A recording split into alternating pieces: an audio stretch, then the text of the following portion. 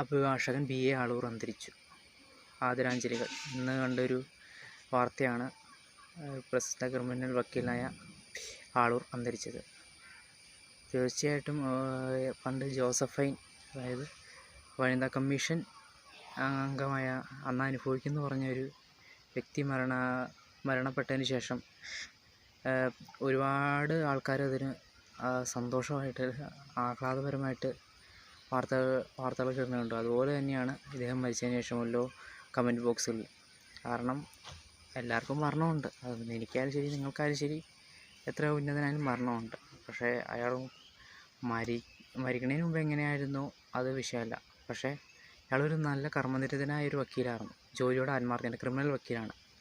പക്ഷേ ക്രിമിനലായിട്ട് ഇയാൾ ഒരുപാട് കുറ്റവാളികളെ രക്ഷപ്പെടുത്താൻ സാധിച്ചിട്ടുണ്ട്. അതിൽ പ്രധാന ആളാണ് ഗോവിന്ദചാമി, സൗമ്യവധ കേസിലെ. അയാൾക്ക് എല്ലാവരും തൂക്കയർ കിട്ടുമെന്നാണ് പ്രതീക്ഷിച്ചിരുന്നത്. പക്ഷേ അയാൾ അതുകൊണ്ട് ജീവപര്യന്തമാക്കി. പക്ഷേ എന്തൊക്കെയായാലും മരണം ഉണ്ട്. തീർച്ചയായിട്ടും എന്തായാലും മരണപ്പെട്ടു പോയി.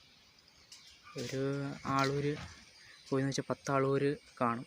തീർച്ചയായിട്ടും ഇയാൾ കർമ്മനിരതനായ ഒരു വക്കീലെന്ന നിലയിൽ എനിക്ക് അയാളോട് ബഹുമാനമാണ്. പക്ഷേ ഇയാൾ പ്രവർത്തിച്ച ഒരു രീതി, അതായത് നമ്മൾ സമൂഹം ബാധിച്ച് നമ്മളെ കയ്യിൽ കിട്ടിയ കൊല്ലണം എന്ന് തോന്നിയ വ്യക്തികളൊക്കെ ഇയാൾ രക്ഷപ്പെടുത്തിക്കൊണ്ട് പോവുകയാണ്. അതുകൊണ്ട് കുറ്റവാളിക്ക് ത്വര കൂടുമായിരുന്നു.